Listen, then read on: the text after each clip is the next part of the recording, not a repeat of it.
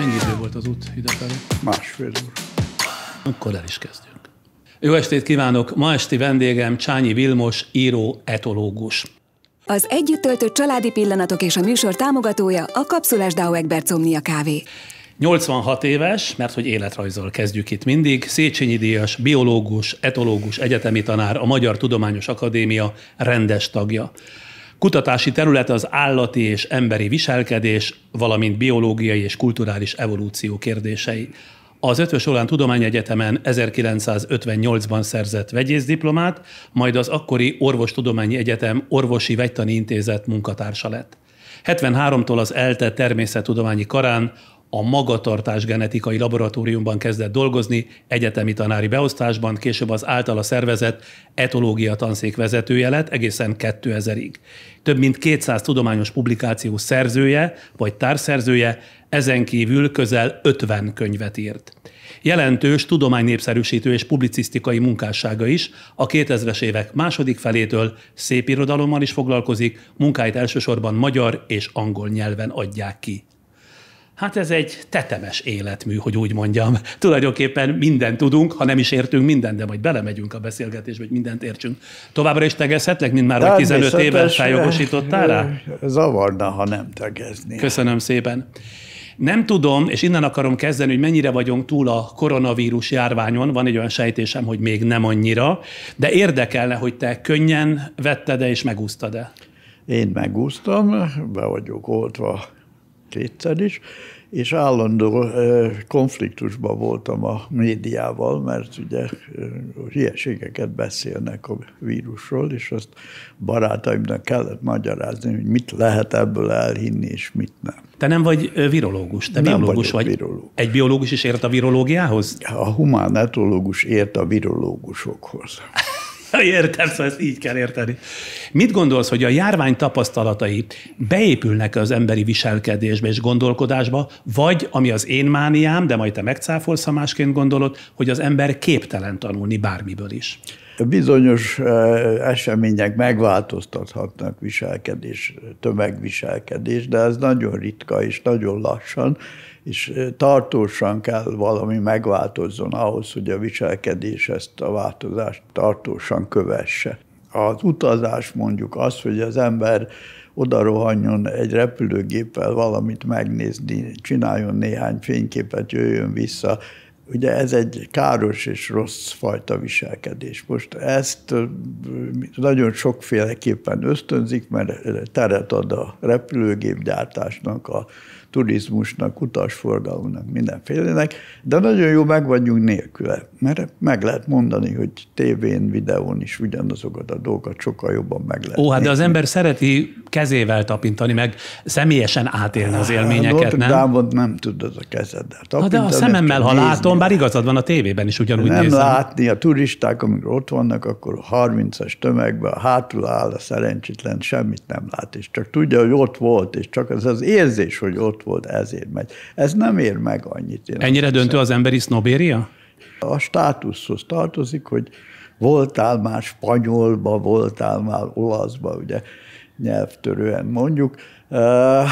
Ez valahogy hozzátartozik a modern élet státuszaihoz, és akkor vagy valaki, hogyha állandóan szaladgálsz össze-vissza, holott ez az emberiség számára káros, és lehetne egy olyan nézetet is vallani, hogy az a szép, amiről sokat tudsz. És miért jött rá az emberre ez a végtelen, korlátlan utazási mánia például? Ezt mivel magyarázod? Én a 60-as években, amikor az ipar egy nagyon komoly fejlődésen ment keresztül, és elkezdtek aggódni, hogy mi lesz a sok munkanélkülivel, és akkor az történt, hogy megindult a szolgáltatásoknak a műfaja, és mindenféle olyan dolgot kezdtek emberek csinálni, amit igazából én fölöslegesnek tartok. De úgy, mint? Arra, hát mit tudom én, műkörmös, hogy a hölgyek körmére valamilyen szép színes rajzot is tegyenek. Ez egy külön szakma.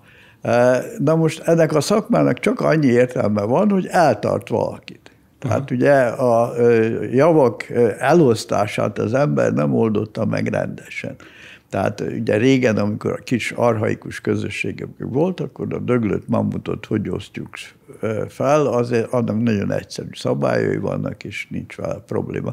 Ugye az a probléma, hogy foglalkoztatni kell az embereket, mert az ember egy rendkívül tevékeny állatfaj, és ha nem hagyják, hogy valami értelmes dolgot, általa értelmesnek tartott dolgot csináljon, akkor törzúz, agresszív lesz, tehát muszáj neki valamilyen feladatot adni, de miután a technológia egy bőségszarú, amiből 1000-szer annyi ömlik, mint amire igazán szükség lenne, ezért ki kell találni, hogy milyen áltevékenységgel kössük le embertársainkat. 8 milliárd embert kell foglalkoztatni. És valószínűleg ahhoz, hogy mindenkit ellássanak, ennek a töredéke is elég volna, de azt nem lehet, hogy ezek ne csináljanak semmit. Na jó, belementünk itt a dolog sűrűjébe, és majd én itt akarok időzni. Még visszatérve egy kicsit a koronavírus járványra, szerinted mi és mennyiben fog szükségszerűen megváltozni? Tehát ami az életünket illeti, most nem a mi szokásainkról, nem az emberek, hogy hogyan igazítják át a szokásaikat, hanem hogy mennyiben fog megváltozni az életünk a járvány következtében, pláne ha ez tartósan jelen lesz. Én nem hiszem, hogy meg fog változni, de azt mondom, hogy vissza fog szökkenni az előző tartományba. Igazából ez nem volt egy olyan nagy dolog, tehát hát idáig legalábbis. 3-4 millió ember sajnos ugye meghalt ebben a járványban, de hát hetente meghal a globuszon 2 millió.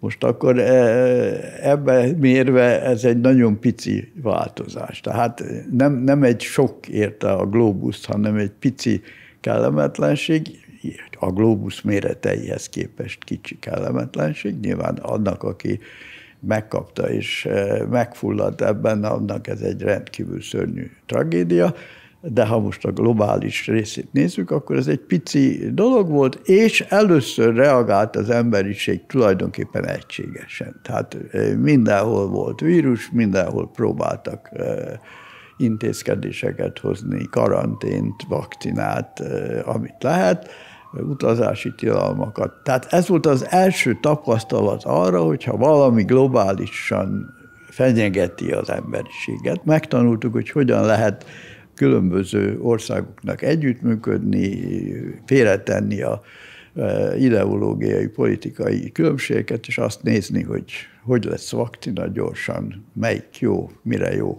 De tulajdonképpen már 1979-ben az evolúcióról szóló könyvedben azt írta, tehát jó régen, hogyha az ember nem veszi át tudatosan a technikai és ökológiai szféra szabályozását, akkor egy könnyen bekövetkező ökológiai katasztrófa megszüntetheti a civilizációt.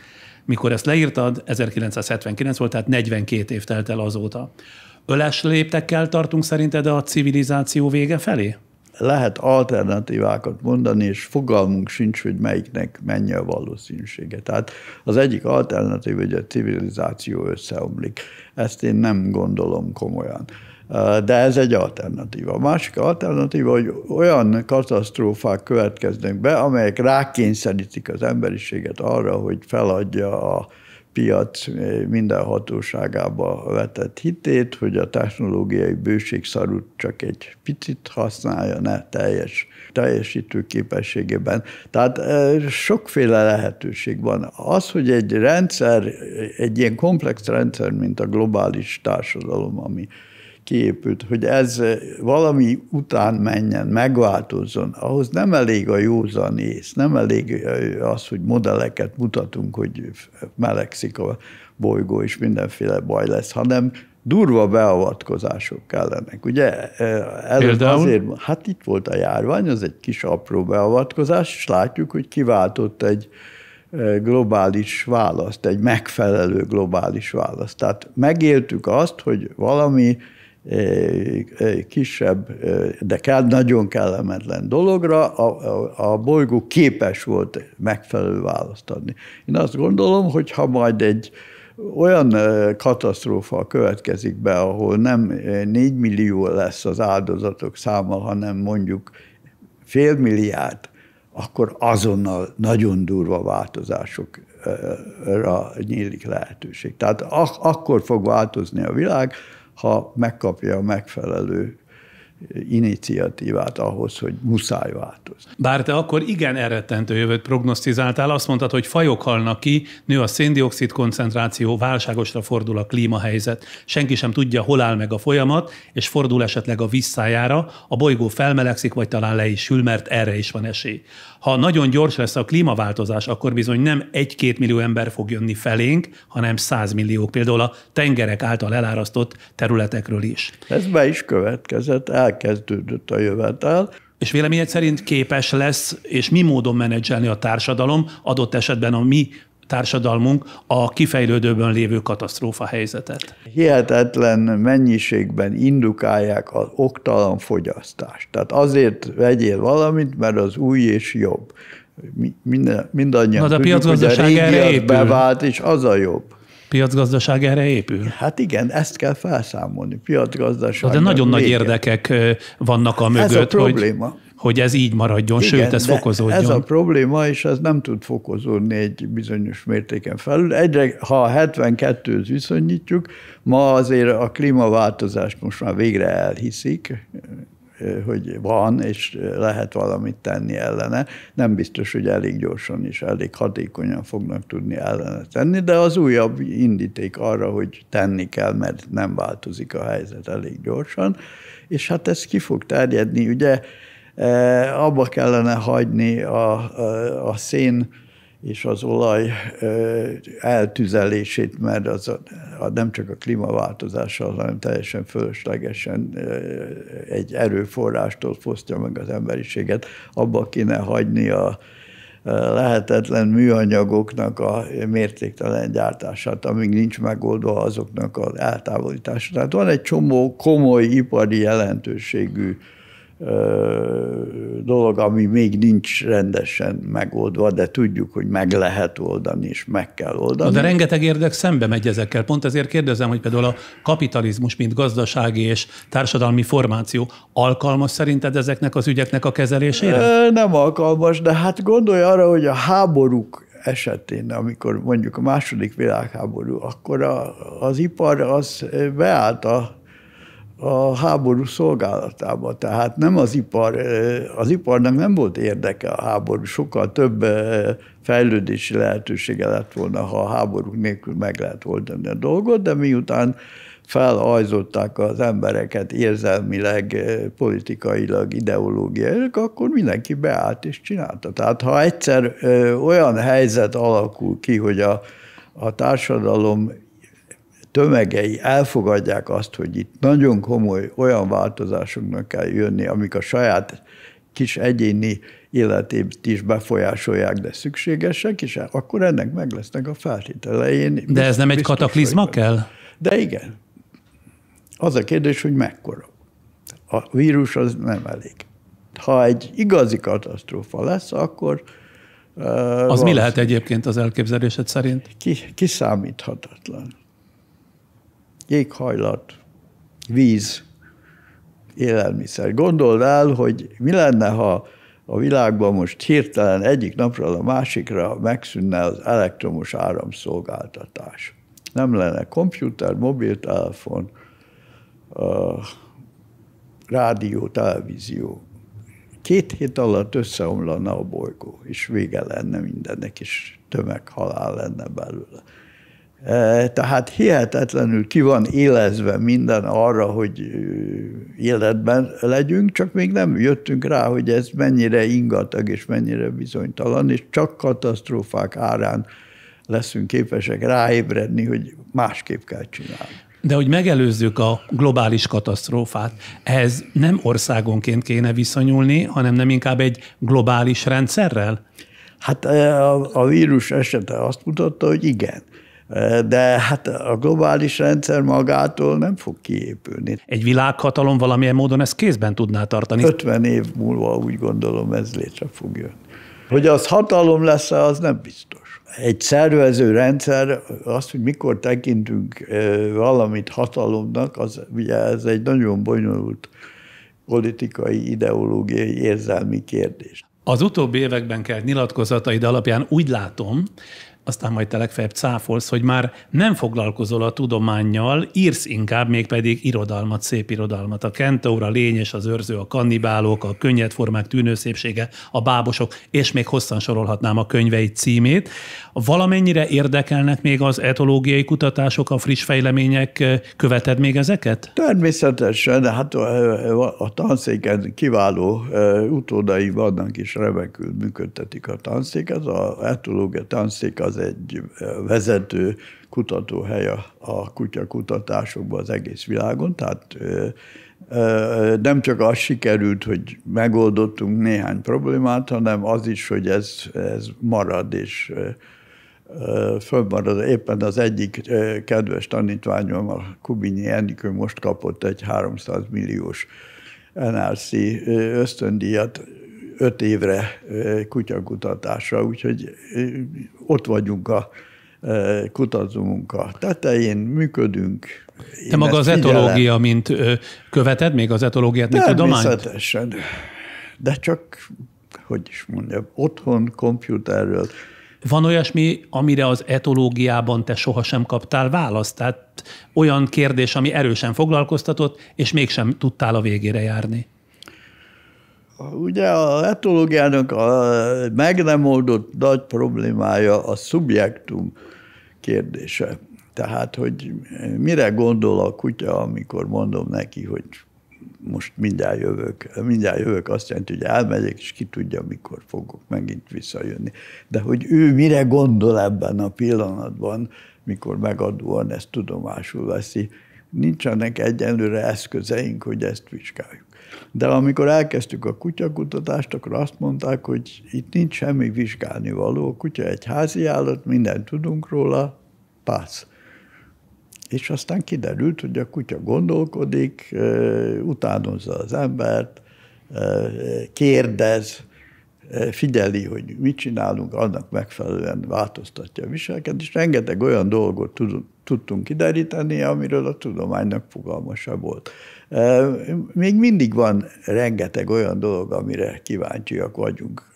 Én biztos vagyok benne, hogy a kutyák előbb-utóbb beszélni fognak. Igen, ez régi mániát. Alig várom azt a pillanatot, ígéred már, vagy 5-6 éve. Csak egyet hadd mondjak, ugye mindenki nevet azon, mert azt hiszi, hogy ez olyan science fiction jóslat. Most olvastam a napokban egy tanulmányt, amiben azt vizsgálták komoly agykutatók, hogy amikor a kutyához beszélünk, akkor nem csak az intonációt és a szavakat, mint jelet fogják fel, hanem a különböző hangokat különböző agyterületen dolgozzák fel. Tehát a szavakban a szavak betű mintázata is jelent valamit a kutyának, amit soha nem gondoltak. Egy minimális genetika kellene hozzá, és néhány évtized, és akkor biztos, hogy megszólal. De nem filozofálna rögtön, de...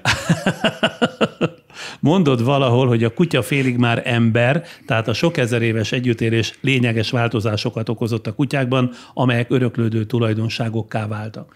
De hogy az emberen nem hagyott nyomot a kutya, vagy hagyott, csak nem vesszük észre? Erre komoly elméletek vannak az irodalomban, amelyek azt mondják, hogy mi olyan utódok leszármazottai vagyunk, akik a kutyát befogadták, és ez volt az előnyünk, mondjuk a neandervölgyek fölött, akik csak ették a kutyát, de mi társnak fogadtuk. Tehát van egy olyan elmélet, hogy ez a fajta emberiség, ami lettünk, az a kutyáknak köszönheti az evolúciós útját. A kutya-ember kapcsolat az ugye 30-40-50 ezer év óta végig kíséri az emberiség életét, és egyre fontosabb szerepet játszik benne. Hát az, hogy 10 milliós országban 3 millió kutya van, jó, ezek... 3 millió kutya van Magyarországon, igen? Az, hogy ezt hogyan bánnak velük, meg miért adják, ezen nagyon széles itt a spektrum,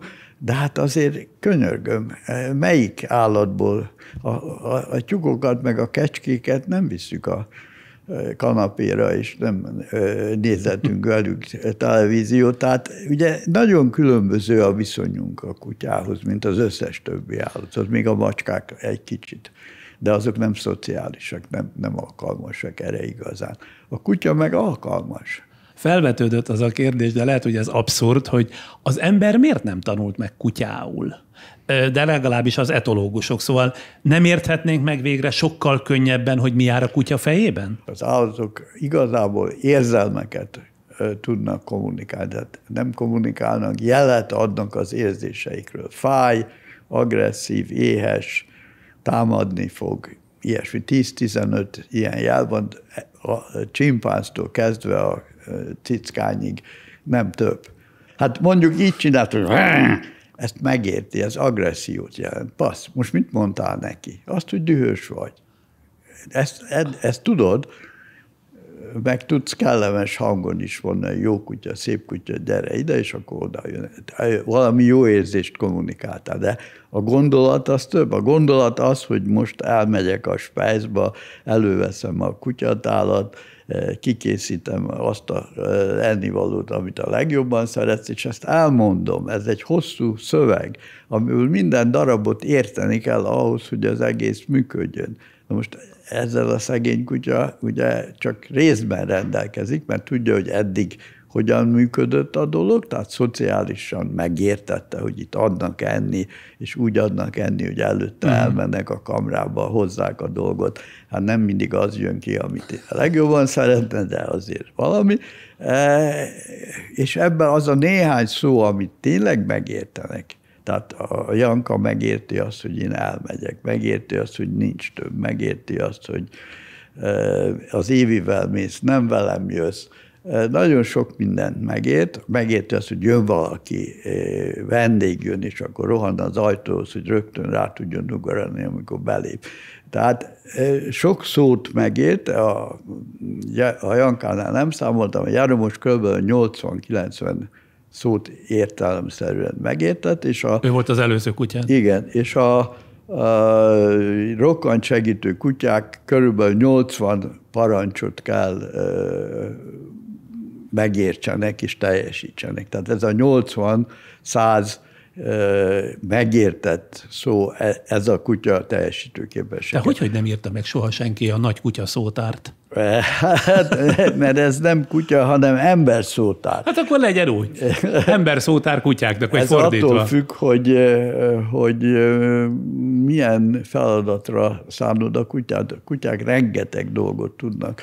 Tehát az a szótár, ez mindegyiknél különböző lenne. A kutya ugye másképpen kommunikál a többi kutyával, mint az emberrel, de ha önmagát az emberfalka részének tekinti, akkor minek látja a többi kutyát? A kutya úgy viselkedik, mint egy ősi közösségben lévő ember. Mindenki, aki a családhoz és a barátokhoz tartozik, az a közösség tagja, azt szeretjük, örülünk, csóváljuk nekik a farkunkat, és kapunk tőlük valami finomat. Mindenki, aki kívül van, az ellenség. Azt meg kell ugatni, el kell zavarni, mert hogy merészel a mi területünkre jön. A kérdés arra vonatkozik, hogy van a kutyáknak egy kutyaénje a kutyák számára, tehát föntart egyet a kutyák számára, és van egy emberénje az emberek számára? Vagy ez nem válik ketté? Az énnel van a probléma. A kutyáknak valószínűleg van énje az ember számára, és természetesen tesznek dolgokat, amit csak a kutyákkal tudnak tenni.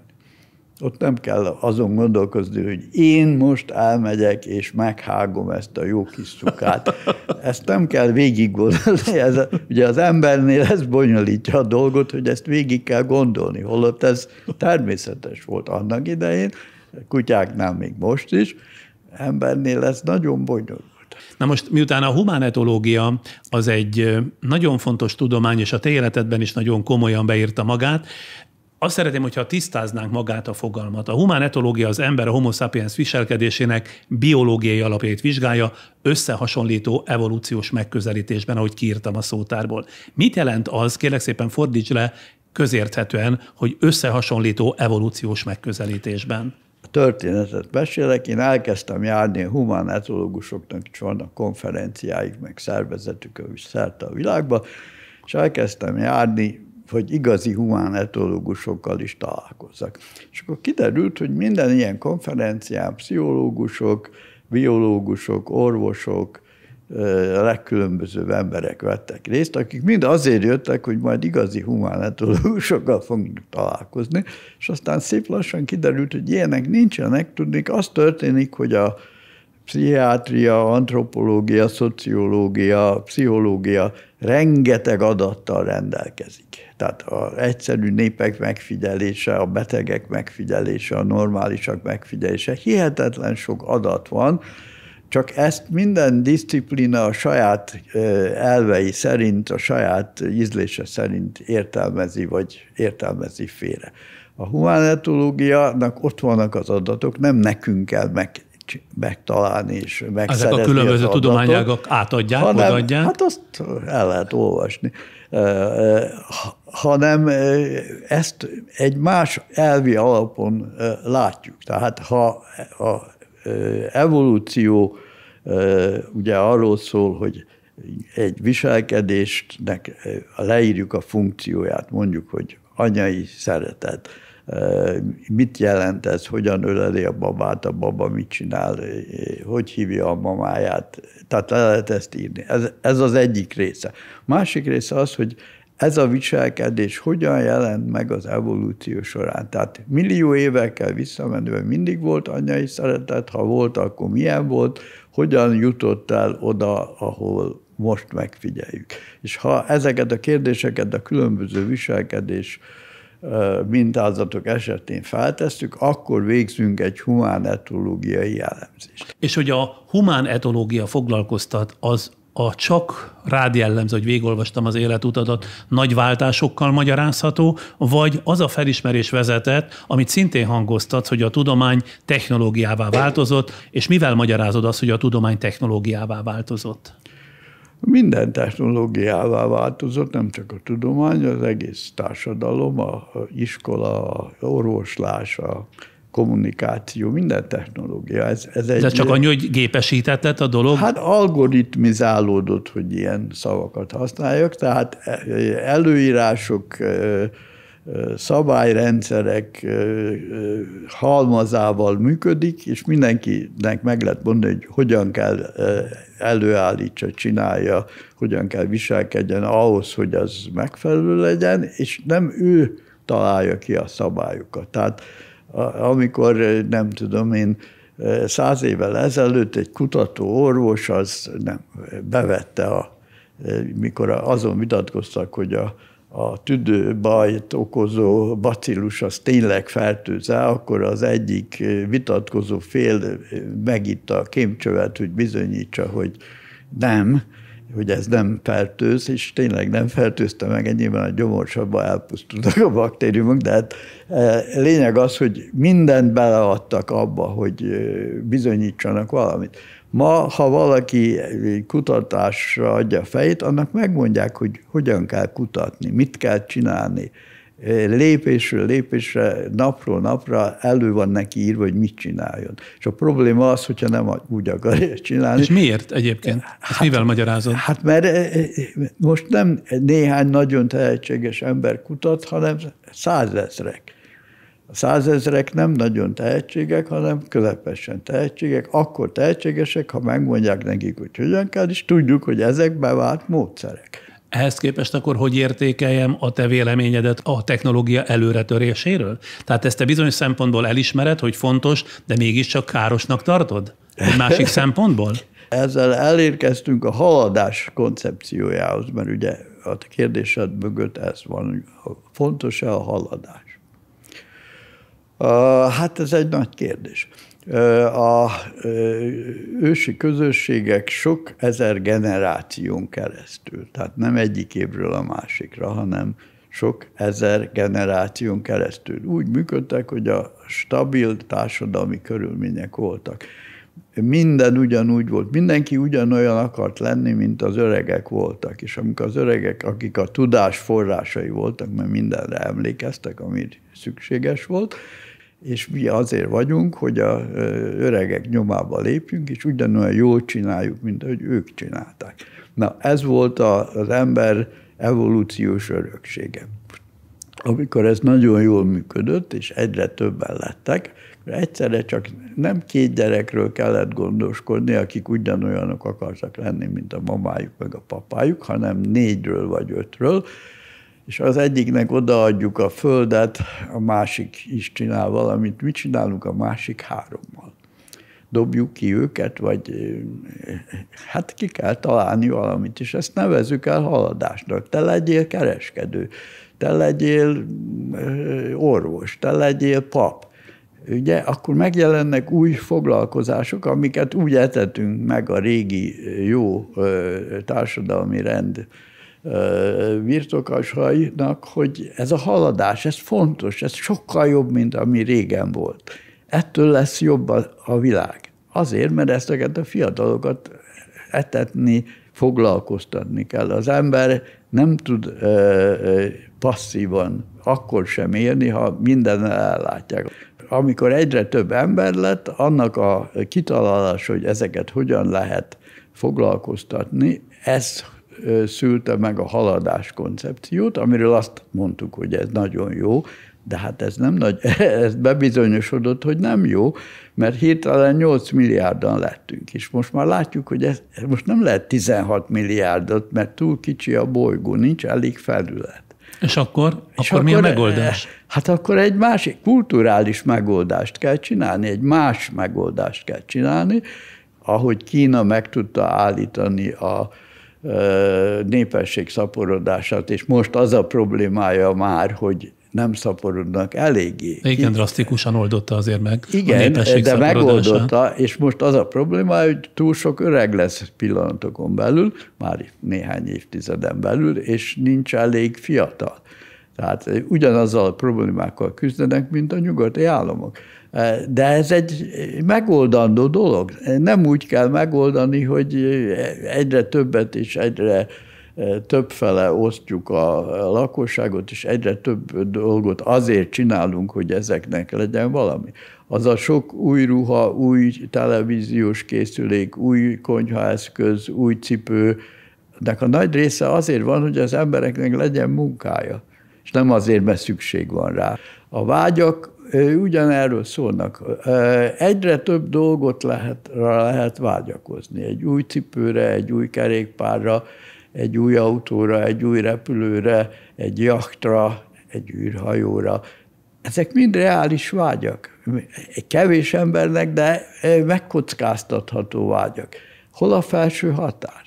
Mikor egy új bolygó is például jól jönne, ugye a Mars kutatás. Egyetértek a kérdéseddel, csak azt nem értem, hogy az önkorlátozásnak mik szabjon határ. Tehát mi hozza létre az önkorlátozást? Nem lehet, hogy ennek is köze van az emberi evolúcióhoz?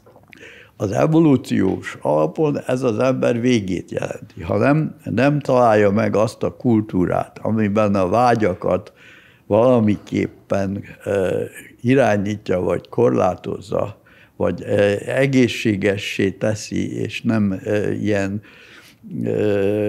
hogy is mondjam, gátlástalan rendszeré, mint amilyen a modern világban van, akkor az emberiség el fog pusztulni.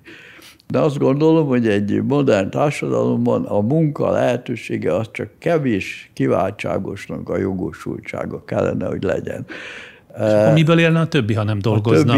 Többit ellátnák, de olyan módon foglalkoztatnák, hogy ne legyen agresszív. Ez a legfontosabb dolog.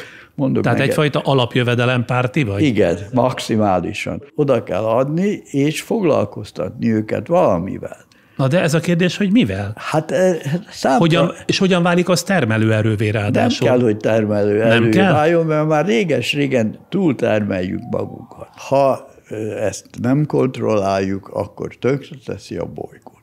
Ha olyan kontrollt vezetünk be, hogy ezt a tevékenységet valamilyen szinten, nem a termelés, nem a tárgyak előállítása, nem mértéktelen energiafogyasztás, hihetetlen betonszörnyek létrehozására tereljük, hanem ilyen mondjuk spirituális mezőkre, versenyekre, művészetre, alkotásra, akár passzív szemlélődésre, filozófiára, akkor megóvjuk a bolygót a pusztulástól. Én csak ennyit állítom. Akkor most már kezdem érteni, hogy amikor arról beszélsz, hogy a közösségek felbomlanak, minden eltűnik, ami normálisá teheti az emberi életet, nincsenek közös akciók, eltűnnek a hiedelmek, nincs egy vallás, egy kultúra, amiben hinnénk, terjed a fake news, mi pedig baromságok és az igazi tudás közül próbáljuk kiválogatni, mit hiszünk el és mit nem, nincs közös konstrukció, csináld magad van. Tehát, hogyha mindezekről te így vélekedsz, akkor ez azt jelenti, hogy mindaz, amiben ma él az ember, az voltaképpen egy tévút. De szerinted az embert a közösségi lét tette emberré, és most éppen ez van felbomlóban? Igen, ennek határai vannak. Az, hogy mindenki el van mindenkitől választva, rá van kényszerítve valamilyen munkaritmusra, ami azért van, hogy ne halljon éhen, de igazából nem kellene, hogy éhen halljon, mert már rengeteget tudunk előállítani, de nem tudjuk rendesen elosztani. Mert ha mindenkinek adunk, és senki nem dolgozik, akkor agresszívek lesznek, mert valamit akarnak csinálni. Felborigatják a teheneket Indiába, ezért lett jóga és meditáció, hogy a fiatalság ne csináljon ilyet. Egyszer voltam Hawaiiba, ahol mindig nézem a helyi televíziót, mert ez nagyon érdekes, és akkor ott a helyi televízió adásában a belvárosban volt valami kis konfliktus, és a rendőrség ott éppen teremtette a rendet, és ott álltak fiatal fiúk, és nézték, hogy mi van, és akkor az egyik rendőr rájuk ordított, go home and watch TV. Ez a rendőr pontosan tudta, hogy mi a rendszer problémája. Tehát a fiú menjen haza, és tévét nézzen, és ne itt randalírozzon. Miért van a tévé? Azért, hogy otthon legyen, otthon tartsa őt, ne engedje az utcára. Ezért jó tévéműsorokat kell csinálni. Na jó, de hát te is tudod, hogy a fiatalok mentalitása pont az ellenkezője ennek. Tehát nagyon nehéz olyan visszatuszakolni őket a dobozba. Nehéz, de nem kellett volna. Ugye gondolja arra vissza, hogy a középkor hogy nézett volna ki vallások nélkül. Az emberek egymásnak estek volna, és elrabolták volna mindenkitől, amilyen van, és megerőszakolták volna a másik feleséget. Hát vallásokkal együtt is azért eléggé jellemző volt ez. A vallások egy olyan fajta ideológiát és kényszert alkalmaztak, ami lehetővé tett egy viszonylag békés társadalmat.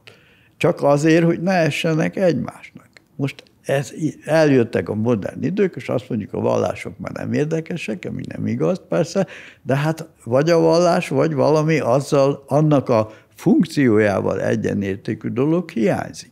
Biztos, hogy azért mondom a tévét folyton, mert ez egy olcsó és jó megoldás arra, hogy élményeket, érzelmeket kössön le, olyan dolgokat nyújtson sok embernek, amit egyébként nagyon költségesen lehet csak megcsinálni. Igen, de te azt is mondod, hogy kényszerek mentén kellene az emberek életét szervezni. Ez is kényszer. Na de azt mondom, hogy te kényszerek mentén, már pedig a szabadság és a kényszerek azért nehezen összeegyeztethetők, vagy legalábbis mondjuk meglehetősen aprólékos munkával. A haladás meg a szabadság azok olyan illúziók, amelyek megrontják az emberiséget. Amikor a közösségben voltál, ősi közösségben nem volt szabadság, elnyomás se volt, hatalom se volt, szabadság se volt, ezek mind visszamenőleges interpretációk, hogy a törzsfőnöknek milyen hatalma volt a fenét.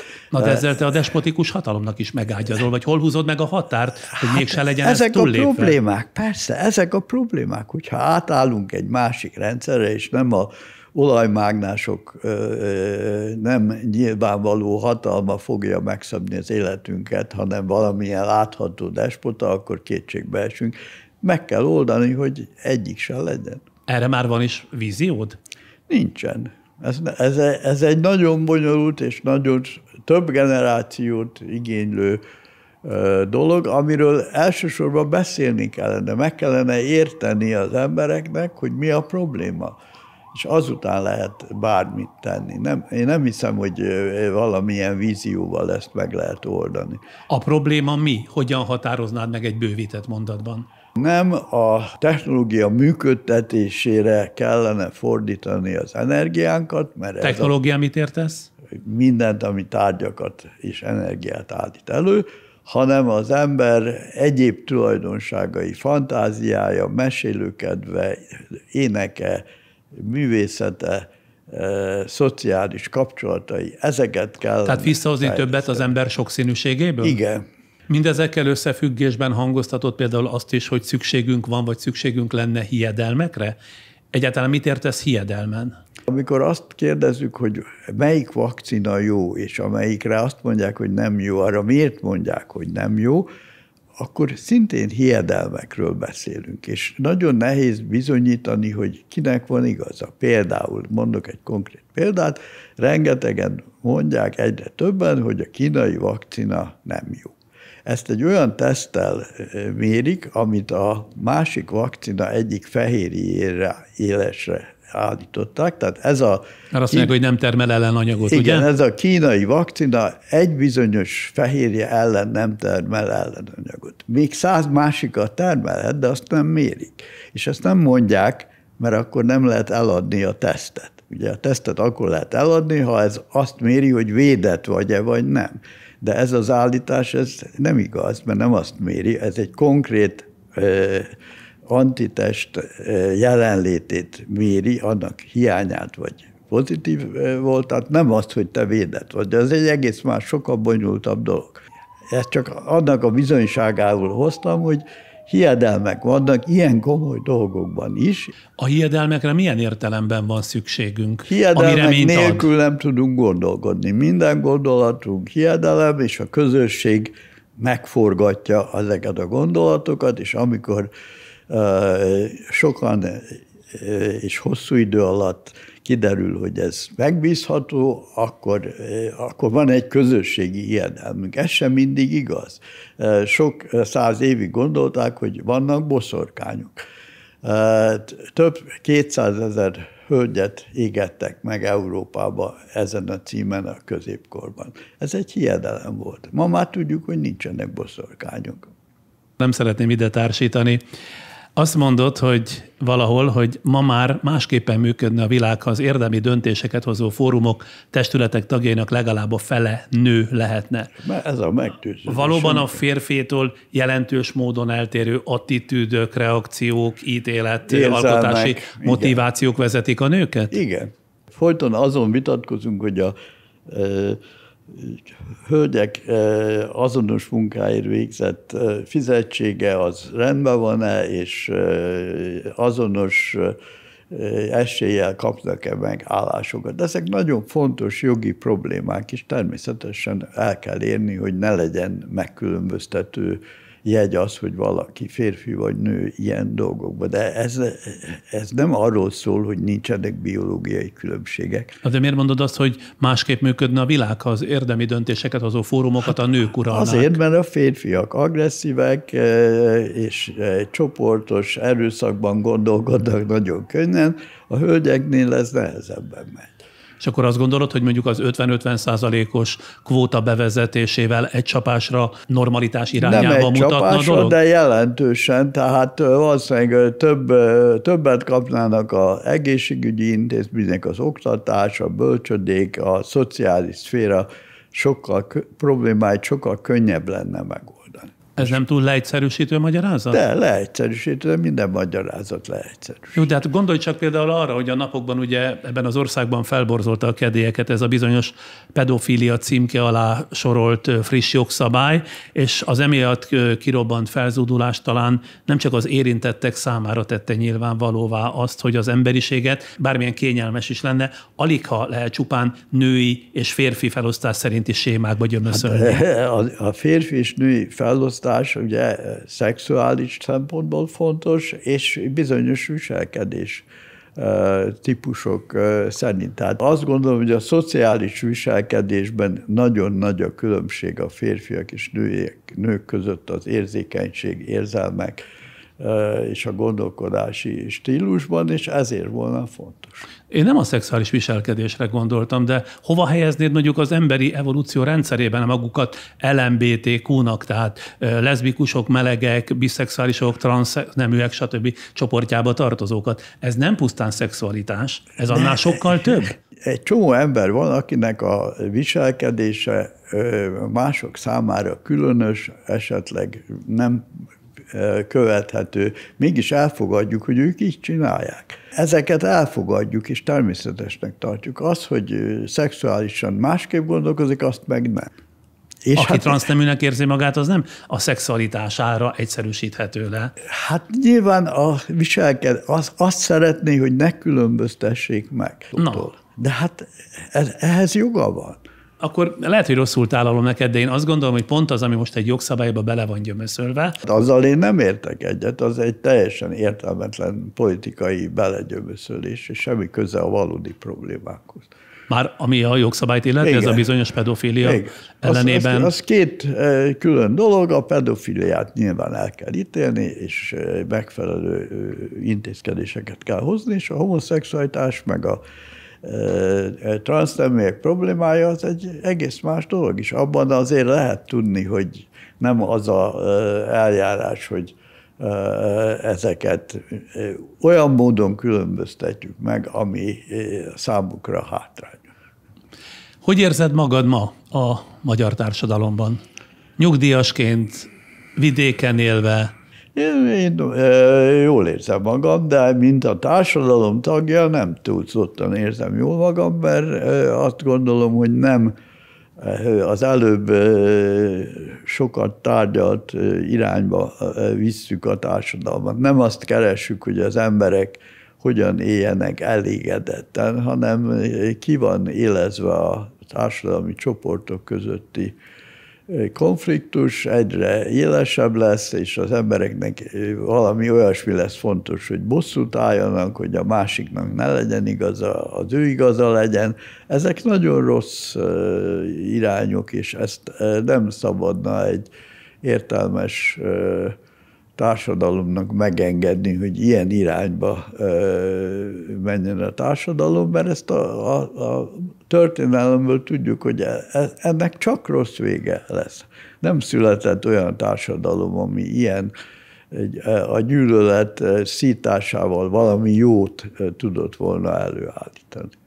Na most akkor itt tartunk, de nem több, mint 10 másodperc szünetet, ilyenkor támogatónk ér szót, ezt a nézőink már tudják, és akkor még folytatjuk. Váratlan meglepetés! Igazi Omnia pillanatok alumínium kávé kapszulába zárva. Fedezd fel a Dow Egberts Omnia Nespresso gépekhez készült újdonságait. Már is folytatjuk Csányi Vilmos íróetológussal. Sok mindennel foglalkoztál szakmai életed során, ahogy felsoroltam az elején, mikrobiológiával, neurobiológiával, neurokémiával, etológiával, humánetológiával, de te akkor váltottál, amikor az érdeklődésed egy új irányba fordult, és azt csináltad, amihez legalábbis kedved van. Az életrajzod részleteiből nekem ez derült ki. Nem volt mégis gyanús ez a nagyon sok felé ágazó pályafutás a tudós világ számára? Természetesen gyanús volt, de hát miután általában sikerrel végződtek a fordulatok, megszokták. Sok energiavesztéssel járt ez a sokfelé való küzdés? Természetes. Hát nem kaptunk olyan anyagi támogatást, ami jó lett volna, nem volt annyi emberünk, laboratóriumunk, műszerünk, ami kellett volna. Mindig sokszor azért kellett területet váltani, hogy anyagi lehetőségek nélkül is tudjunk valamit csinálni. Hogy is mondjam, nem vagyok én ezen felháborodva. Lehet, hogyha minden jóval elláttak volna, akkor valami dögunalmas dolognál maradtam volna, és semmi nem lett volna az életemből. Azzal, hogy mindig rákényszerültem valami más csinálni, olcsóbbat és olyat, amit más nem csinál, és amiről mindenki azt gondolja, hogy hülyeség, ez egy lehetőség volt, ami jól bejött. És megkaptad azt az elismerést, azokat a díjakat, amelyeket a tudományos közéletben úgy megkap az ember, hogy az egyúttal megadja egy kutató rangját? Van nekem Széchenyi díjam, akadémikus vagyok, nem szólhatok egy árva szót sem. Konrád Lorentzt az állatetológia alapjainak lerakásáért egyenesen Nobel-díjra jutalmazták.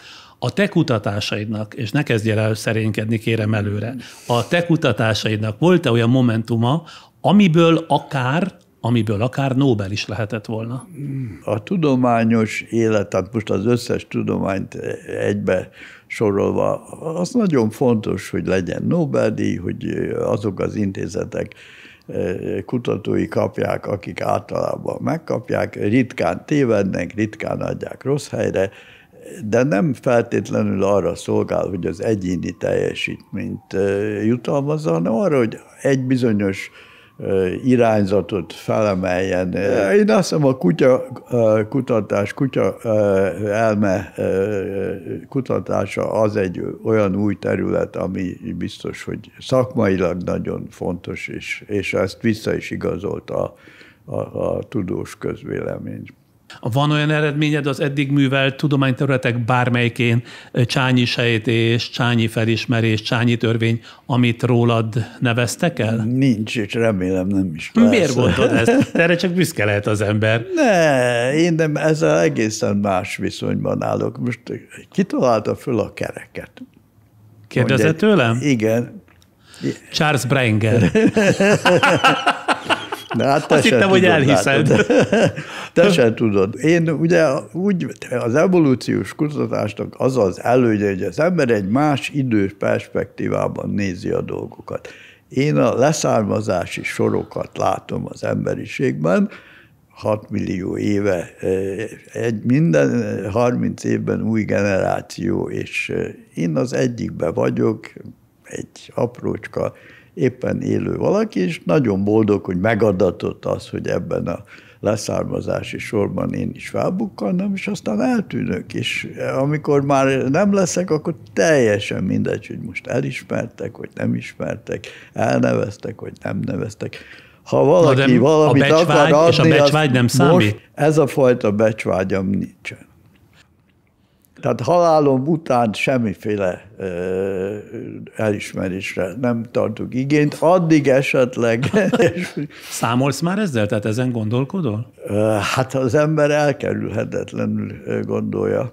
Úgy vagyok ezzel, mint Woody Allen. Semmi bajom a halála, csak ne kéne ott lenni. Amikor jön. Igen. De az, hogy életedben szinte folyamatosan népszerűsítetted a tudományt, és mindig élen jártál abban, csak néhány hozzád hasonló fehér hollóval együtt, mint a Cejzel vagy az Öveges, hogy a saját szakterületedet magyaráztad az embereknek, hogy minél közelebb jussanak ehhez. Ez számodra több előnyt, vagy inkább hátrányt jelentett? Ezt hogy észlelted? Hát ezt nagyon nehéz megtudni. Hát ehhez akkor mostan kérdezgessem őket, hogy mit gondoltak. Nyilván hazudni fognak. Tehát én ezt nem tudom, ezt te megkérdezheted tőlük, de...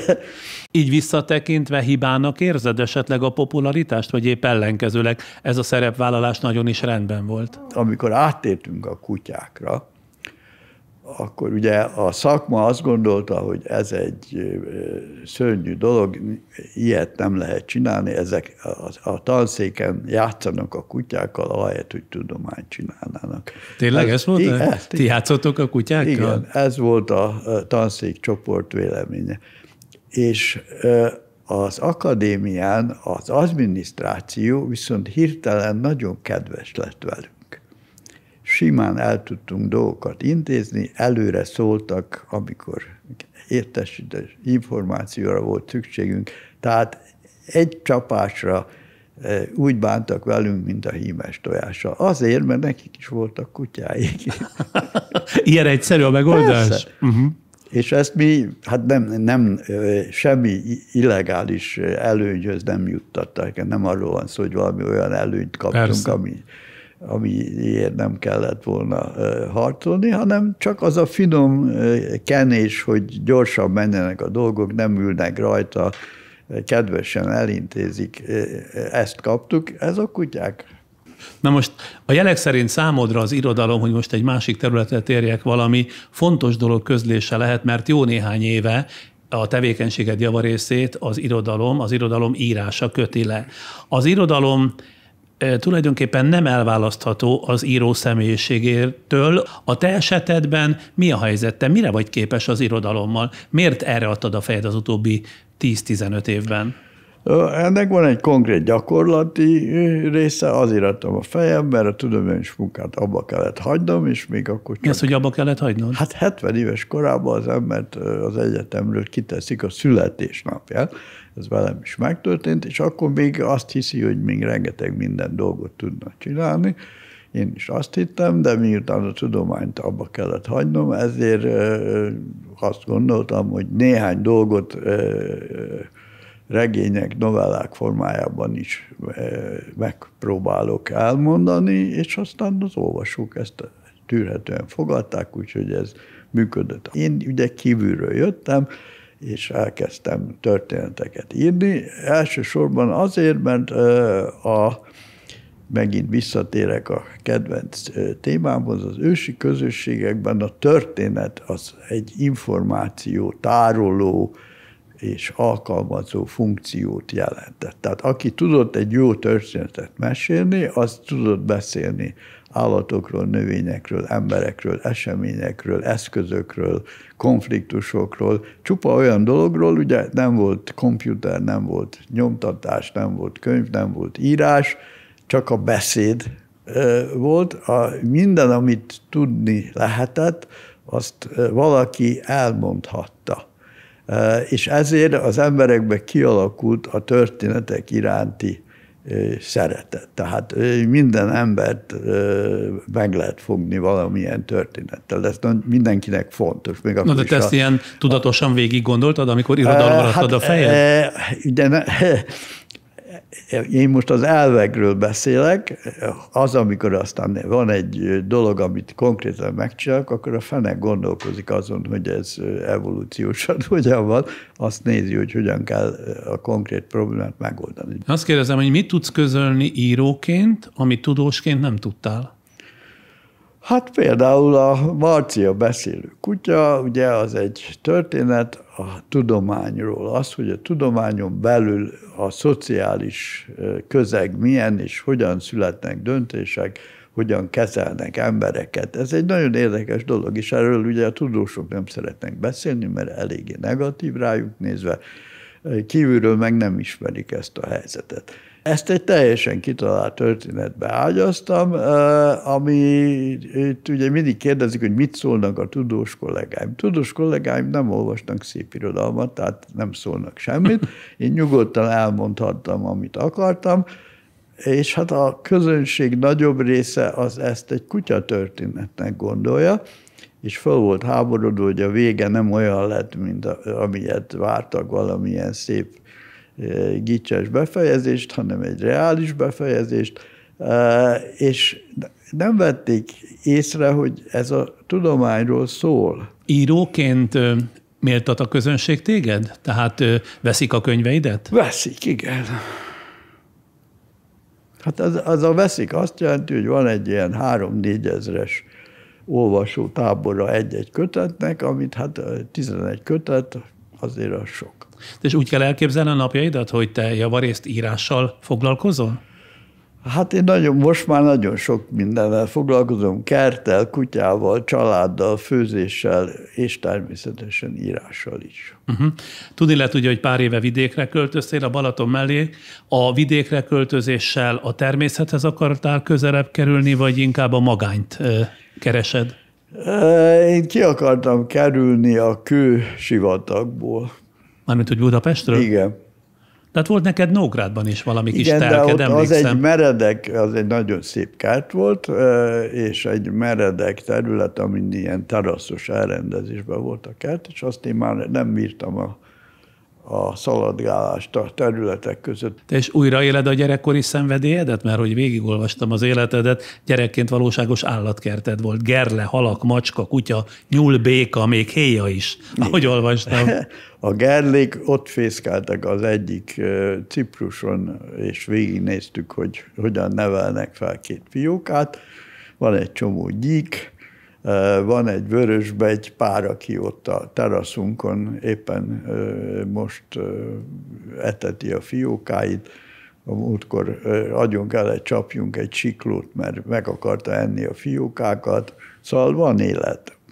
Te ezekhez tudósként viszonyulsz, vagy ott már teljesen magánember vagy? Én mindenhol ugyanaz vagyok. Ez is az egyik kellemetlenségem közé tartozik. Én otthon is ugyanolyan vagyok, mint a laboratóriumban.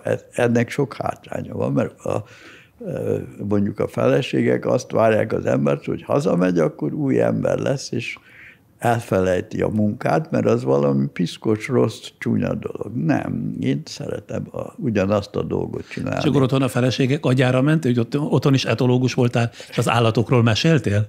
Hát természetesen. Megvittem is az állatokat. Tényleg? Hát persze. Megengedhettem magamnak, hogy mindig azt csináljam, ami tényleg érdekelt. Nyilván az embernek kerülő útjai kell legyenek, mert nem tudja közvetlenül mindig azt csinálni, hanem ehhez még ezt vagy azt előtte meg kell csinálni, hogy aztán tényleg azt csinál, de nagyjából is egészéből sikerült. Ilyen szempontból is nagyon szerencsés az életed. Szerencse van olyan dolog, amit az ember nem érdemel meg, de jön. Ó, nem ilyen értelemben, hanem hogy azt, amit megérdemelt, meg azt, amit akart, azt azért nagyjából egy egyenes irányú pályán tudta csinálni. Igen, ezt elvállalom. Érdekes módon Csányi Vilmost, a magánembert, a házastársat, az apát, hát kicsit sem lehet ismerni. A humán viszonylataidról te nem szeretsz beszélni, és ez szemérem, rejtőzködés, vagy inkább a családod védelme érdekében van így? Mind együttvéve. Igen? Úgy gondolom, hogy ehhez ez az én magánügyem. Tehát minden embernek lehetnek saját dolgai, az én egyéni életem az az enyém, azt nem kívánom kiteregetni, nem tudom ugye elsősorban másokat belevonni, a feleségeimet, vagy a gyerekeimet, vagy a barátaimat. Ennyit enged? Csak egy-két dolgot hadd tudjak meg. A régi ismerettségre tekintettem, én most szembesültem. Hát az nem tudtam, függ, hogy mit kérdez. Jó, majd mondd azt legfeljebb nemet. A fiadra például büszke lehetsz, talán vagy is, mert Cambridge-ben nagyon fizikus lett. Ugye? Fizikus lett. Professzor, igen. Fizikus professzor? Igen. Mit szóltál a pályaválasztásához? Nálunk a pályaválasztás, akárcsak az unokámnál az ő fia esetében teljesen szabad volt. Tehát ugye amikor kisfiú volt, akkor én persze örültem volna, a biológus lett, és aztán kiderült, hogy a biológiához nincsen különösebb érzéke, de a gépek és a technika és a fizika iránt igen, és akkor az természetes támogattad. Volt, hogy ez ebbe az irányba menjen. Aztán a mamája kivitte Angliába, amikor már elsős gimnazista volt, és akkor ott beíratta egy iskolába, ahol nagyon felkapták, és amikor vissza akarta hozni, akkor rábeszélték, hogy ösztöndíjat szereznek, hadd maradjon ott. Örökölt valamit a te karakteredből? Azt hiszem, igen. Feleségeink ezt mondják. Feleségeink? Hány feleséged volt? Hát most az ő feleségére gondoltam, meg az én feleségére. Már a te feleségedét is többes számba fogalmaztani. Igen, időnként szoktam. Összesen 3? Igen. Ugye 3 volt. És a fiad pályafutása a tiédhez hasonlóan mozgalmas? Igen, ő most az ő szakterületének az egyik vezető kutatója. Aztán van egy lányod is, aki szintén külföldön, talán Kanadában él. Igen.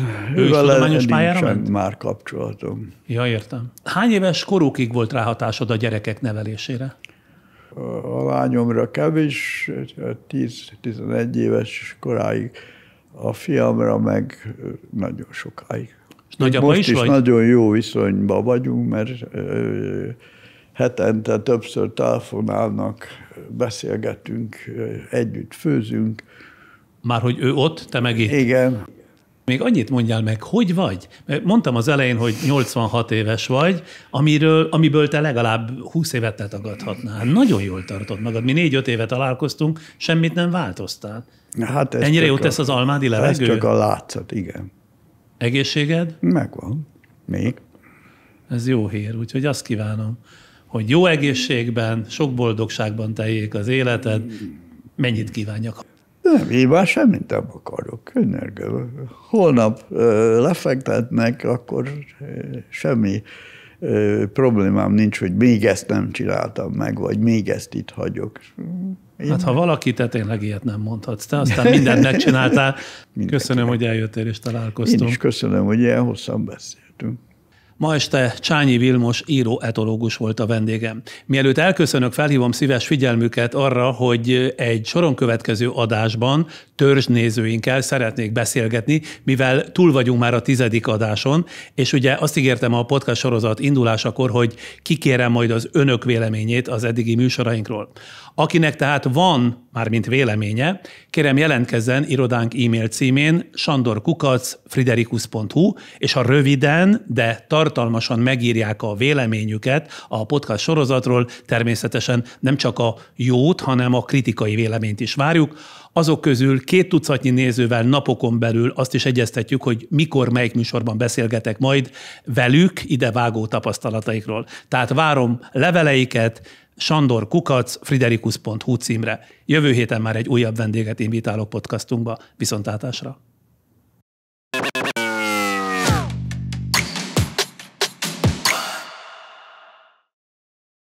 Az együtt töltött családi pillanatok és a műsor támogatója a kapszulás Dauegberts Omnia kávé.